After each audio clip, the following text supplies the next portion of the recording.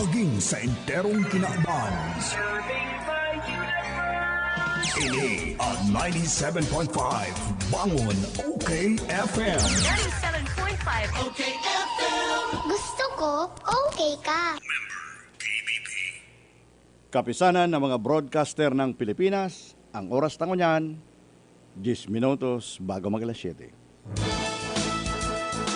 Ano daw banwan? Ang pagdisarulyar ka nangingenot na isyu kan aldaw. Ang pagkuha kan pulso kan banwaan. Digdig sa programang Ano daw banwan? Sa 97.5 Bangon OK FM. Diyos maray na aldaw po sa Sendo Gabos. Asin Merry Christmas sa mga maratana.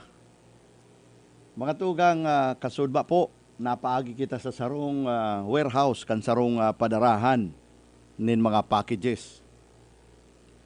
Asin nagsisinarom na siribot pa para i-deliver ang mga padarang packages na ang kadaklan hali sa ibang nasyon.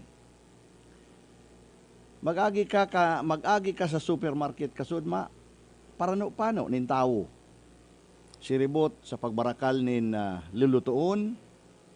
Maski nga ni grabe kamahal ang mga barakalon, kadakul bang iraray si tao na nagkakasiribot na mag-shopping para igwang maluto, ang iba mga last minute shopping para sa mga panregalo.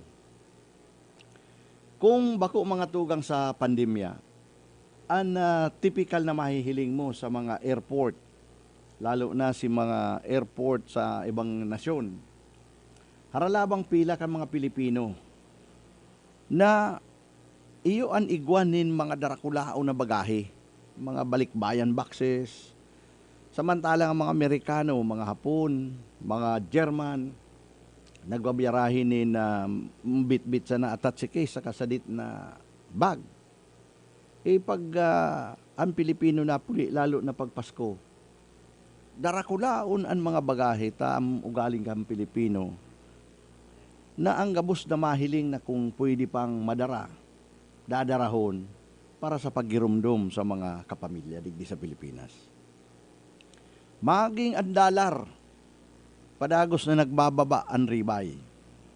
Dahil atang kulang an kaipuhan na dolyar ta nagpurundo si mga nasa negosyo kan importation. Ikadakol man ang supply kan dolyar dahil ang mga kababayan ta. Dahil sa ugaling Pilipino na sa paggirumdum na pirme kan mga kababayan, kan mga kapamilya, digdi sa Pilipinas nagpaparapadararan ng dolyar. Pambihirang maray mga tugang anahihiling tang pag-uugali ka mga Pilipino. Minsan nga ni mga ibang lahi nagngangalas na. Tuyaw, ang problema nga sa indong Pilipino taan ugali nindong extended family relation iyo man sa nga nagpapatunod niya sa indo. Dahil kamo nga yan, mayong ginibong maggirumdum isipon si mga kapamilya nindo na sa ibang lahi, pag may pamilya, kanya-kanya na yan. Mga tugang bako mangkitang mayaman na nasyon. Dakol sa satuya, ang pobre. Alagad, kita grabe na magirumdum sa satuyang kapamilya. Bago Christmas, uro-utrong sinasabihan kita kan mga otoridad na bawal ang pagtiripon dahil nga ni sa coronavirus. Pero halat-halaton mo, maro at yan, tan mahihiling mo sa Facebook, puro litrato nin pagtiripon nin mga pamilya. Karakanan, karantaan, dahil mga tugang arog kita kayan na mga Pilipino. Inagihan kita ning krisis, yaon nag-agi ang African swine fever na gulping ginaradan nin urig, kaya iyo naging kausa kang pagparalangkaw kang presyo kang karne nin urig.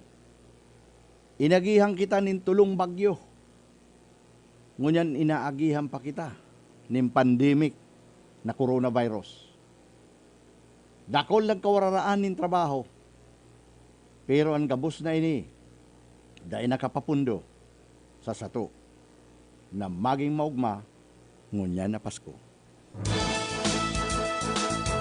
Daw Banwan. Ang pagdisarulyar ka nangingenot na isyu kan aldaw. Ang pagkuha kan pulso kan banwaan. Digdi sa programang Ano Daw Banwan sa 97.5 Bangon OKFM.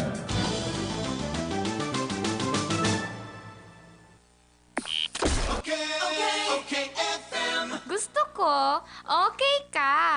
Yayain na si nanay at tatay, bumili ng mga regalo sa